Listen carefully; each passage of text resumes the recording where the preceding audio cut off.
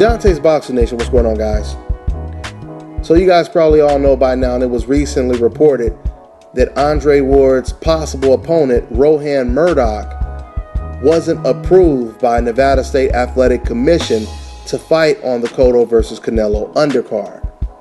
Now, I've just been told by very close sources to the situation that this fight may actually still go on. It may still take place because they're actually negotiating the fight as we speak. But I talked about that in a previous video that I just dropped about Nsac possibly approving this fight. What I want to talk about in this video is what you fans keep asking me to talk about or address. I notice a lot of fans, even though they don't want Ward to fight against Golovkin, I notice a lot of fans, they continue to compare Andre Ward's level of opposition to Golovkin's. Now, how is it possible that Andre Ward is such a threat to Golovkin that the Golovkin fans were practically begging Andre Ward to leave Golovkin alone? And soon as he leaves him alone, then all of a sudden, these same fans, they want to criticize who Ward fights next. That makes no sense to me. You don't want him to fight your favorite fighter, but then afterwards you criticize him for who he may fight next. This reminds me of the Gary Russell situation. When Gary Russell was fighting quote-unquote TBAs, to be announced type of opponents, all these fans were saying, oh, all he does is fight bums, all he does is fight TBA opponents, right? Soon as he becomes the mandatory to fight against Johnny Gonzalez, and now he's about to fight a real opponent, then these same fans, they turn around and say he doesn't deserve to fight against Johnny Gonzalez. He should fight Fortuna or, someone else on a coincidental list, of course. But he should leave Johnny Gonzalez alone. He doesn't deserve to fight against Johnny Gonzalez. As soon as Gary Russell gets to fight Johnny Gonzalez, he knocks him out very easy. You're damned if you do, you're damned if you don't. But I want to go a lot further than just Golovkin. Let's go ahead and really break down this whole situation. Andre Ward is fighting against Rohan Murdoch, right? A lot of people don't know who he is. He's fighting on an undercard. He's fighting on Canelo versus Cotto's undercard. Now, Rohan Murdoch is 18-1 with 14 knockouts. He's ranked number 6 by the WBO. His second to last fight, he beat an undefeated fighter that was 11-0. He has a 15-fight win streak, or he's on a 15-fight win streak. Now, for the fans who keep comparing Andre Ward to Gennady Golovkin, that is complete apples and oranges, okay? They ain't even in the same city when it comes to comparing opposition. And let me break it down. See, one thing, guys, when it comes to me, you don't want to have these conversations with me because I'm going to present facts, all right? You ain't gonna get no emotional fan talk from me. You ain't gonna never hear me talking about how much I dislike this person, how much I want this fighter out of the sport. It will never get personal with me. I'm just gonna give you the facts, the whole truth. Because at the end of the day, you can call me biased, you can call me a hater, you could call me a black bastard and everything else. But one thing you will not call me is a motherfucking liar. We often hear a lot of decafs talk about who they like, who they don't like, accusing you of liking someone, accusing you of hating someone. What you guys don't understand is none of that matters. None of that matters. The only thing that matters are the facts. That's the only thing that matters, okay? If I was on trial right now and I was the defendant, the prosecutor can hate my guts. But the jury and the judge, they don't care how much that person hates my guts. All they want to hear are the facts. They want to see the evidence, right? They want to see that prosecutor prove his case beyond reasonable doubt. So it doesn't matter who likes who. Just like my defense attorney, he's paid to like me. He's paid to represent me. But just because he's paid to like me and represent me doesn't guarantee we're going to win the case, right? I mean, if the prosecutor has evidence of me committing the crime, and I'm talking about direct evidence, not circumstantial evidence, my lawyer can't defend me by just saying, Your Honor, the prosecutor, he doesn't like my client. He wants him to go to jail and he hates him. I rest my case. It doesn't work that way. Because once again, it doesn't matter if you like someone or if you hate them. This is about presenting the evidence. Let's get into it. So I see some of your comments. I see some fans saying, hey Dante, you talk about Golovkin's competition. Aren't you going to say anything about Andre Ward's competition? You're damn right I'm going to say something about it. First question, is this the best opponent that Andre Ward could have faced? Is this a Sergey Kovalev? Is this a Gennady Golovkin? Of course not. But see, the difference from Andre Ward facing Rohan Murdoch and Gennady Golovkin facing Willie Monroe, Adama, and David Lemieux is Andre Ward, he has actually done what you Golovkin fans asked him to do. Golovkin fans begged and prayed that Andre Ward would leave Golovkin alone and move up to a higher weight class and challenge a tougher, stronger fighter who's considered pound for pound one of the best fighters in the world and the best fighter at 175, which is Sergey Kovalev. That is exactly what Andre Ward did. Andre Ward signed a 3-fight deal with HBO, with the third fight being against Sergey Kovalev. A fight that is so big that it solidifies who the best fighter in the world is pound for pound. We already know Andre Ward is the best fighter in the world now. But after that fight, whoever wins that fight, because Kovalev obviously has a good chance to win, the winner of that fight is number one pound for pound. But then again, that will be by the end of 2016. A lot of other fights can take place by the end of next year. But it seems like right now, whoever wins that fight will most likely be number one best fighter in the world. Now, somebody had asked me to talk about this situation, which I was already going to do. But they asked me to talk about this situation, and I don't comment too often, but I actually sent this person a comment back, and I explained to him what I just said to you guys. I said, Andre Ward has agreed to fight Sergey Kovalev. How many fighters do you guys know right now that is willing to move up to a higher weight class and fight pound for pound one of the best fighters in the world and the best fighter in that division? How many fighters do you know that has already or is thinking about signing a contract to fight someone like that within the end of a 3-fight contract? Can you guys think of anyone? I can't really think of anyone. So Andre Ward even obliges the Golovkin fans. And you guys still complain, knowing that he's set to fight against the guy you said he should go up and fight? I mean, the whole thing is, Gennady Golovkin is the guy that has the reputation of being tough. He has the reputation of being this monster with no fear and et cetera, right? So wouldn't you guys expect, if there was going to be any fighter to move up to a higher weight class and fight pound for pound, one of the best fighters in the world, number one, number two, whatever, wouldn't you guys expect it to be Golovkin to do this before Andre Ward?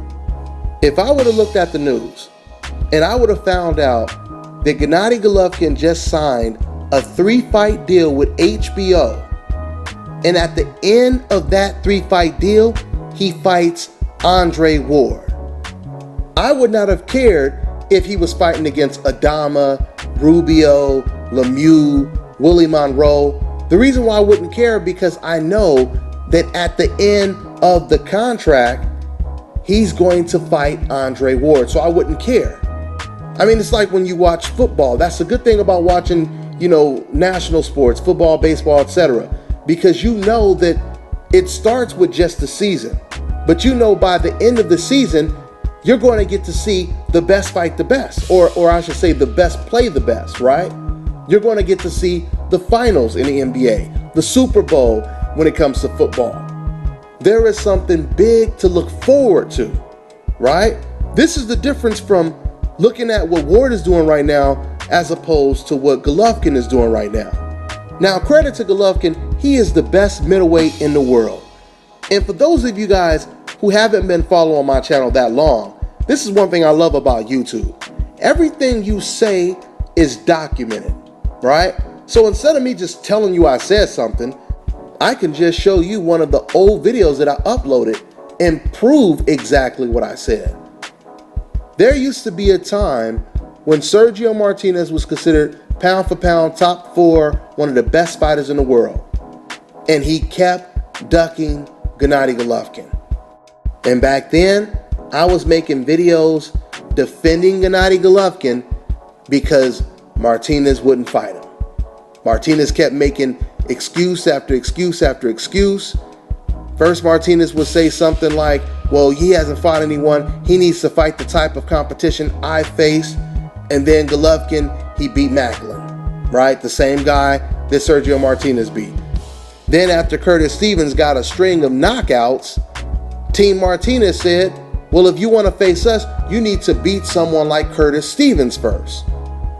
And then Golovkin, he beats Curtis Stevens, and Martinez, they still avoid Sergio Martinez.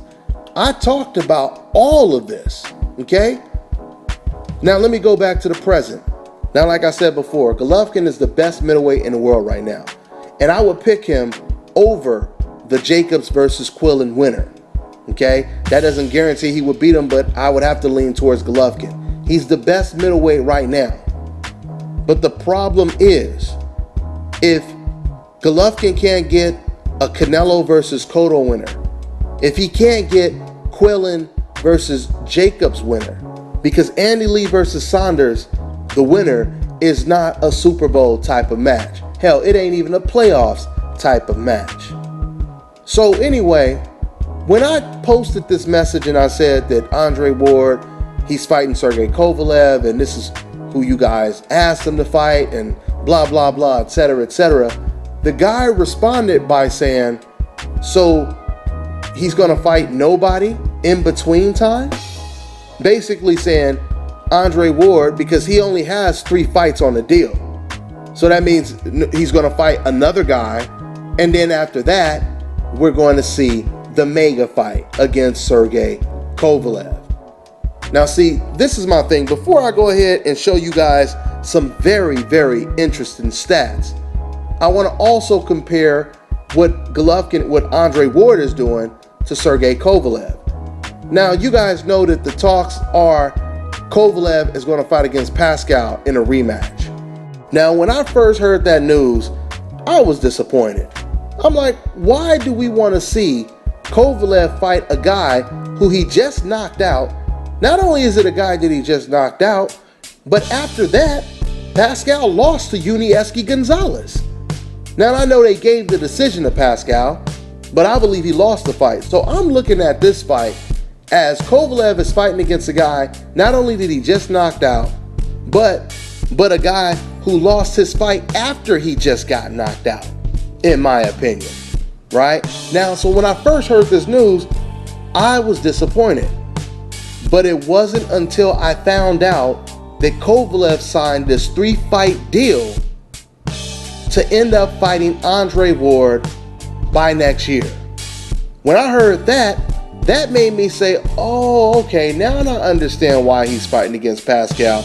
And then I didn't really have a problem with the Pascal fight, because I learned that there's a pot of gold at the end of the rainbow. You see, I practice what I preach, guys. I practice what I preach. Because when I tell you guys, you should give this man Andre Ward because he's fighting the man you guys said he should fight. The reason why I tell you you should do that, because I would do that as well. on the other side when it comes to someone like Sergey Kovalev.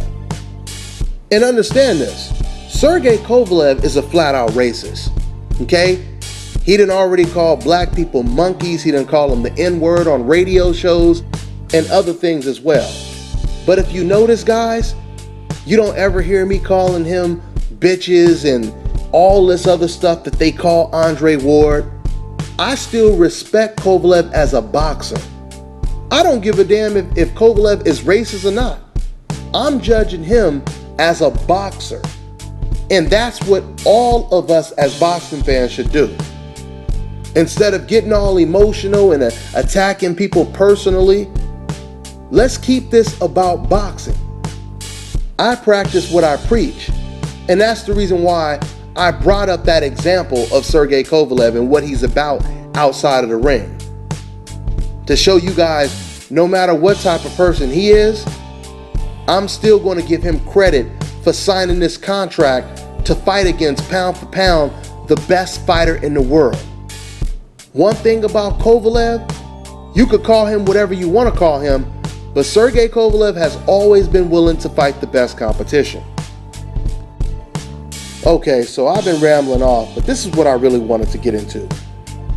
So when I posted that comment and said, once again, Ward is going to fight against Kovalev, blah, blah, blah, blah, blah, blah, someone responded back by saying, so he's supposed to fight nobodies in between time? Now, before I show you guys these stats, just remember, Murdoch is 18-1 with 14 knockouts. He is on a 15-fight win streak, okay?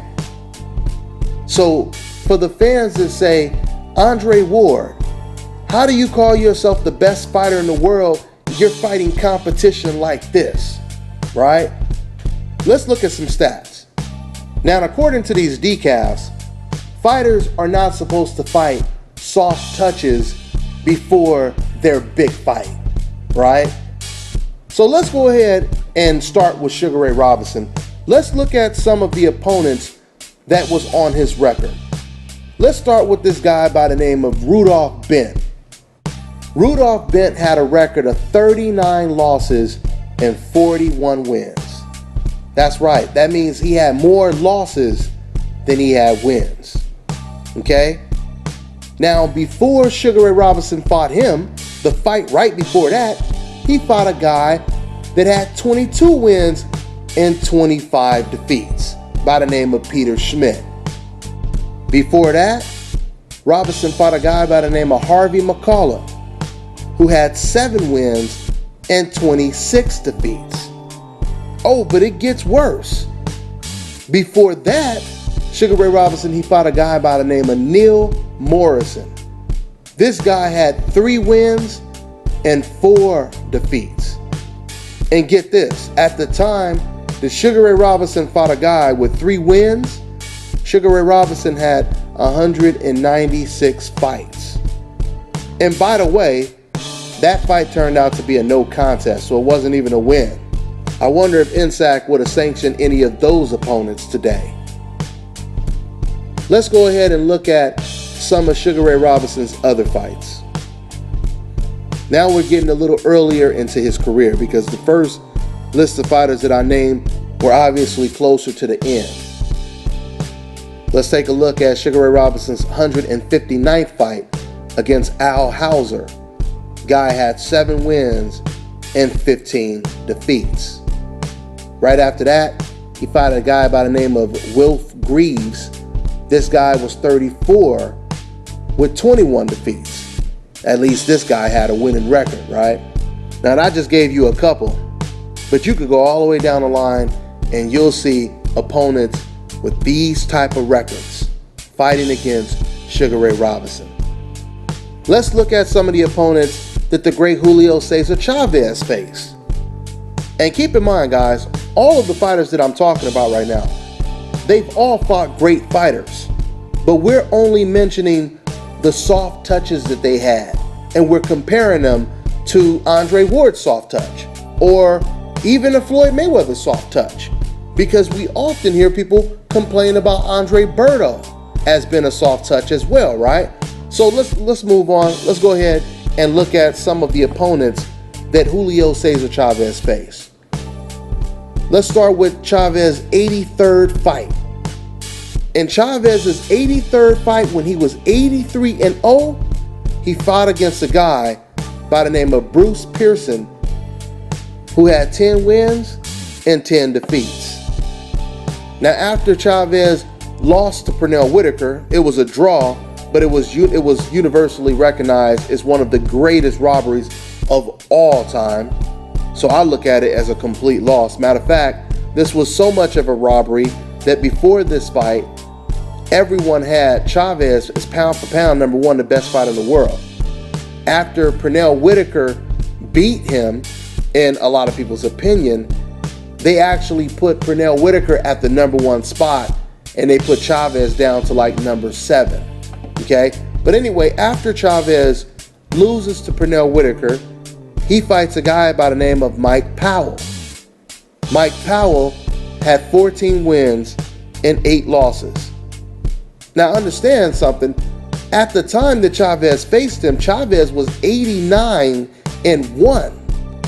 And he was fighting against a guy that was 14-8. Let's move on. Chavez fought a guy by the name of Russell Mosley. When Chavez was 71-0, Mosley was 4-3. That's right. 4 wins, 3 defeats, and 1 draw to be exact.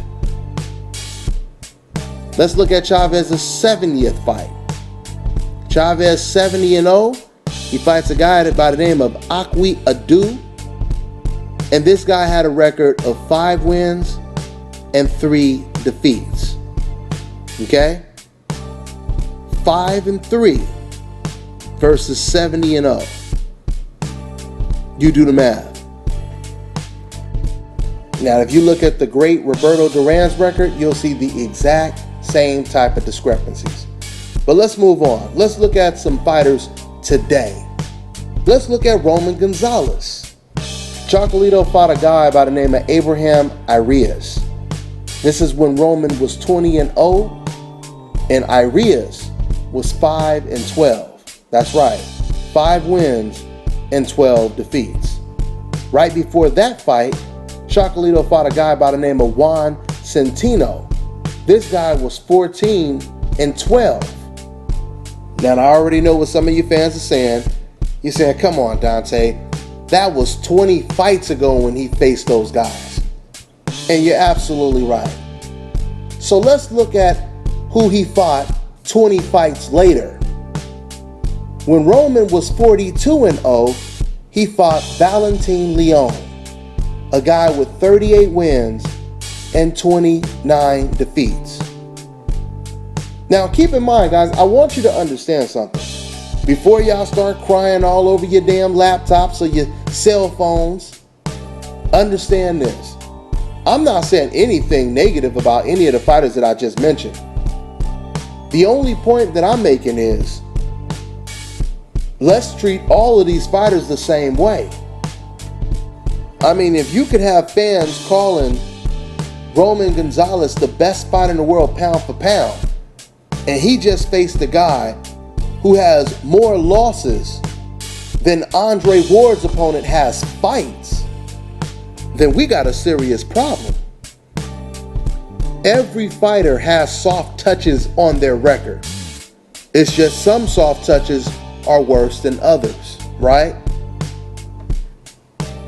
You're not going to be remembered for your soft touches. You're going to be remembered by your tough challenges. And like I told you guys before, the difference from Andre Ward and Golovkin right now, with Golovkin, we don't know when Golovkin is going to get the opportunity to take on a tough challenge. If he's not going to get Canelo versus Cotto, and that right there wasn't even considered like his toughest challenge, that was just a big lucrative fight for him. A tough challenge would obviously be an Andre Ward, a Carl Froch if he didn't retire. These are the type of tough challenges we expect to see especially from a guy who's known to be this quote-unquote tough guy, right? If Manny Pacquiao can move up 8 divisions and Floyd can move up 5 divisions, you telling me the quote-unquote toughest guy in the sport can't move up 1 division without worrying about being at a power disadvantage? It doesn't make any sense. It doesn't make any sense at all. And for you fans, the Golovkin fans that keep saying you just want to see Golovkin move straight up to 168 and fight against Andre Ward because you hate him, etc., etc., let me tell you guys something. Nobody was asking Golovkin to fight Andre Ward until Golovkin started to say he wants to move up to 168 and fight Chavez and Fraj. If Golovkin would have never said that, no one would have ever been asking him to move up and fight the tough pound-for-pound champion Andre Ward. But once again, Andre Ward is actually doing what you guys asked him to do. And that's fight against the tougher, bigger pound-for-pound champion Sergey Kovalev. When is Golovkin going to make a power move like that, guys? You know, when I interviewed Smitty, James Smith from In This Corner, matter of fact, you guys could check out the interview. It's one of my most recent interviews. I asked Smitty, I said, if Golovkin can't get the Canelo versus Cotto winner, if he can't get Quillin versus Jacobs winner, who does he fight to prove that he's the best fighter in the world pound for pound? You know what Smitty said? It doesn't even matter. Smitty said it doesn't even matter. And he continued to praise Golovkin and say he's a great fighter and he's going to be a Hall of Famer. He compared him to Marvin Hagler. But the main thing is Smitty said it doesn't matter who he faces. And we were watching the Gonzalez versus Valoria fight, me and Smitty. He said the same thing about Roman Gonzalez. He talked about how great of a fighter Roman Gonzalez looks and how he puts his combinations together. And I agree that he looks fantastic, right? Roman looks very talented. But when Smitty started to compare Roman to Floyd Mayweather, I was like, whoa, whoa, whoa, Smitty. Remember, Roman Gonzalez is good, but he's fighting against Brian Valoria. He's not fighting against Canelo, Miguel Cotto, against Manny Pacquiao. He's not fighting against Maidana. He's fighting against Brian Valoria. So let's just wait until he steps up in competition, because he hasn't stepped up yet. And Smitty said the same thing in that conversation. He basically said he doesn't have to fight anyone. He's going to be great no matter what. It doesn't matter who he fights. Can you guys imagine having that type of privilege to where it doesn't matter who you fight? Imagine if fighters on the coincidental list had that type of privilege. It doesn't matter who you fight. As long as you keep winning, as long as you keep that undefeated record, we don't care who you fight. Just keep that undefeated record going. Boy, that's got to be a great privilege, huh? I'll close by saying this. Andre Ward has beat more pound for pound champions. And when I say pound for pound, I mean fighters that were in the top 10 pound for pound list at the time that Ward beat him. Outside of Floyd Mayweather, since he's retired, Andre Ward has beat more pound for pound champions than anyone in the sport today. Okay? Before the Super 6, after the Super 6. When he fought, people don't realize this, or they probably don't want to remember it. But when Andre Ward fought against Chad Dawson was considered pound for pound number 7, the best fighter in the world. And Andre Ward dominated him. Now Andre Ward is going to fight Sergey Kovalev next year, another fighter that is in the top 10 pound for pound best fighter in the world.